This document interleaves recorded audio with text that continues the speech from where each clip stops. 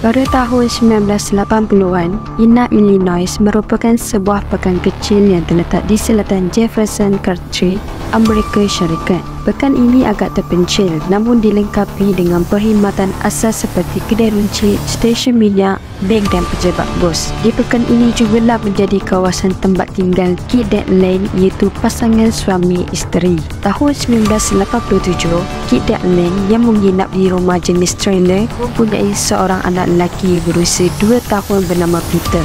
Pada waktu itu, Elaine sedang mengandungkan anak kedua mereka yang dicadangkan namanya sebagai Casey. Kit merupakan seorang pekerja di loji rawatan air, manakala Elaine pula bekerja di sebuah kedai yang membekalkan barang pejabat.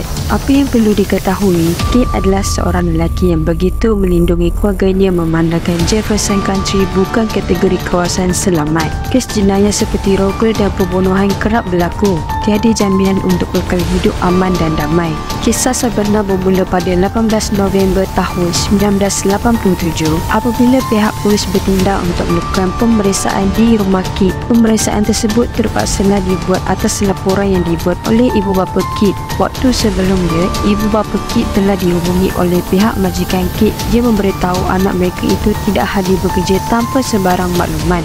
Ketidakhadiran Kit dilihat sebagai sesuatu yang mencurigakan kerana dia dikatakan seorang pekerja yang berdedikasi tinggi. Menerusi kunci kedua yang dibagi oleh bapa Kit, pihak polis pun berjaya membuka pintu rumah Kit. Selepas memasuki rumah tersebut, situasi mula menjadi agak kelang kabut susulan penemuan ngeri mayat Elaine dan Peter di atas katil. Mereka berdua telah mati akibat dipukul bertubi-tubi dengan kayu bisbol yang dihadiahkan oleh Kit kepada Peter sempena hadiah hari jadi. Elaine ditemui dalam keadaan mulut dan seluruh tubuh badannya diikat dengan pita pelekat. Paling mengejutkan adalah penemuan mayat ketiga, iaitu bayi Elaine yang baru dilahirkan. Elaine dipercayai melahirkan anak keduanya itu sewaktu dipukul oleh pelaku.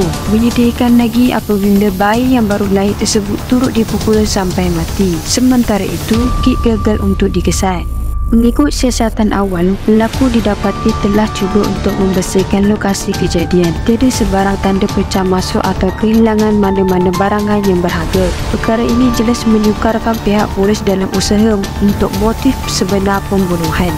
Pada mulanya, Kit dianggap sebagai suspek utama, memandangkan dia telah menghilangkan diri secara mengejut. Walau bagaimanapun, tanggapan tersebut meleset sama sekali apabila mayat Kit ditemui pada sehari kemudian di kawasan ladang gandum yang berdekatan. Dia dibunuh dengan cara yang lebih dahsyat, iaitu ditembak sebanyak 3 kali pada bahagian kepala. Selain itu, bahagian kemaluan Kit juga telah dikerat. Cukup mengerikan. Maklumat lain, kereta Kit ditemui di parking di luar balai polis Bandung yang terletak kira-kira 11 batu jarak dari rumahnya. Dalam kereta itu ada kesan darah sekaligus memberi gambaran bahawa Kit berkemungkinan telah dibunuh di kawasan situ. Berdasarkan laporan bedah siasat terhadap semua mangsa, tidak dapat dipastikan siapa antara mereka yang terawal sekali mati.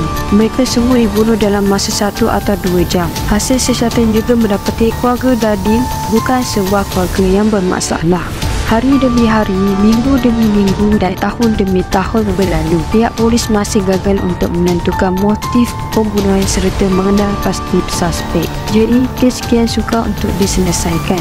Setelah tahun 2000, pembunuh bersiri bernama Tommy Shaki telah melakukan 22 siri pembunuhan tampil membuat pengakuan bahawa dia adalah dalang sebenar di sebalik pembunuhan keluarga Dadin. Menurut Tommy, dia telah dipelawa untuk makan malam di rumah Kit pada hari kejadian sebelum bertindak melakukan pembunuhan. Cerita Tommy ini bagaimanapun diragui kerana penceritaannya yang tidak konsisten, di samping fakta Kit adalah seorang yang mementingkan keselamatan keluarganya. Dijadikan satu cerita, Kit pernah sekali tidak melalui permintaan seorang wanita muda yang ingin memasuki rumahnya bagi meminjam telefon. Bila difikir, mustahil Kit akan membenarkan seorang lelaki asing untuk memasuki ke dalam rumahnya. Persoalan sama ada Tommy benar-benar membunuh keluarga Dadin adalah kekal menjadi satu jawapan yang tidak disimpulkan. Tommy telah meninggal dunia pada 3 Januari tahun 2014 akibat dihukum mati yang dikenakan terhadapnya. Sejak kematian Tommy, kes pembunuhan keluarga Dadin menjadi semakin dingin. Tiada sembarang perkembangan. Ibu Kip pula masih tidak berputus asa bagi mencari jawapan demi menegakkan keadilan untuk anak, menantu dan cucunya. Memang tidak dinafikan kisah kematian keluarga Dardin ini adalah antara kes pembunuhan sadis dan kejam yang pernah berlaku di Amerika Syarikat.